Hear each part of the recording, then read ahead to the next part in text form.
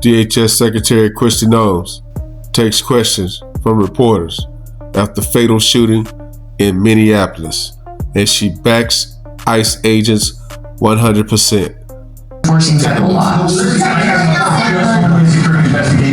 We've got thousands of officers there, and I'm not opposed to sending more if necessary to keep people safe. Secretary, can you talk a little bit about the experience of the officer and some of his background? How much training did he have? How much training in these types of situations did he have, even if it's from the region? Yeah, I'm not going to get specific to this officer, but he's an experienced officer that has served a number of years, and we recognize that he acted according to his training, and we have expected all the policies and procedures of review will be exactly that he acted appropriately to protect his life and the life of his colleagues and fellow law enforcement officers that were there and people that were surrounding him. I'd like to get your reaction on some of the rhetoric here in New York City. Mayor Zohran Mamdani responded to the shooting yesterday, saying this is only the latest horror in a year full of cruelty. He called it an attack on us all, and New York stands with immigrants today and every day. Also, council members last night at the protest called this fascism. The New York City public advocate, Jumaane Williams, said that your administration is, quote, doing the devil's work, and he asked New York City to stand up and show up, quote, it's going to be difficult and there are going to be casualties. And the last comment that was made last night at the protest was from New York State Representative Alex Boros, also a Democrat. Quote, not only was the ICE agent's hand on the gun, but Secretary Noem's hand was on the gun. President Trump's hand was on the gun. What is your response to New York Democratic leaders, those particular comments, and the protesters that are outside? I would say those comments are why we're standing where we are today. That kind of language and that kind of provocative talk, inciting people to take action and perpetuate violence in some cases, is unacceptable, and especially of elected leaders. We have a responsibility to state the facts, to go out and enforce the law. Your mayor just said in that statement that he was going to stand with illegal people who've broken our law before he's going to put New York City citizens first. His job and why he was elected was to protect the people who live here, that had the opportunity to vote for him and have the opportunity to live in this city. They pay their taxes, they go to work every day, and instead the mayor in that statement chose to stand with illegals instead of those individuals who just want the chance to raise their families in New York City and have a part of the American dream. Yes. The head of Minnesota State Investigation Agency said that they should cut out of the investigation into the fatal shooting in Minneapolis. Can you explain that reversal? I'd like to know where they've been and why they're not out on the streets investigating all of these people that are harassing and inciting violence on law enforcement officers right now. They're allowing the situation to be volatile. They're not doing their work. They haven't for years, and maybe they should get to work a little bit on the unprecedented fraud that we've seen in Minnesota and in Minneapolis by people that stole from American citizens and diverted funds away from vulnerable people and programs and services that they needed and put it into their own pockets. Minnesota is a train wreck.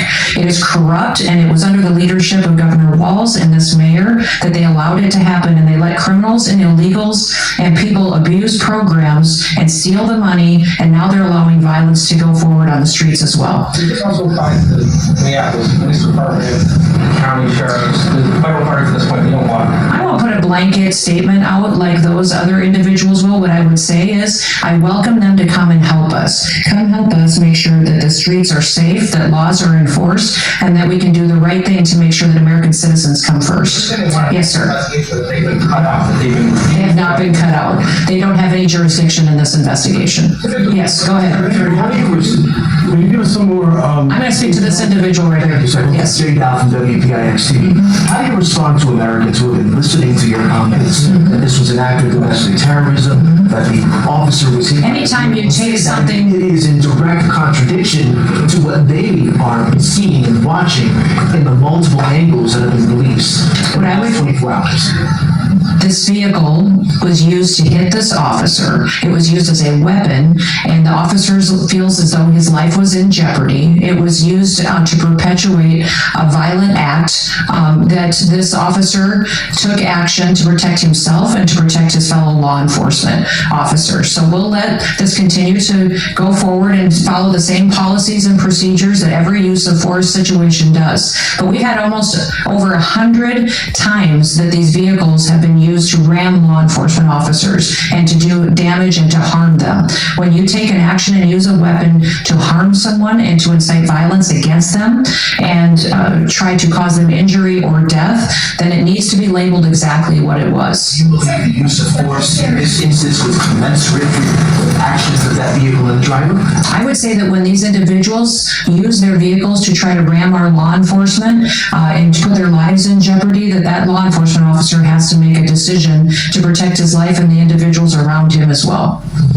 Yes. What did you make of Tom Homan's comment yesterday that we should wait for an investigation before determining, as you have, that in this incident it was self-defense and that he felt that his life was in danger? I didn't see those comments, but from what I understand, he also put out a statement later as well. So I'll let Tom speak to that, but all of us are on the same page in the fact that this law enforcement officer followed his training and that he defended and acted in defense of his life and those around him.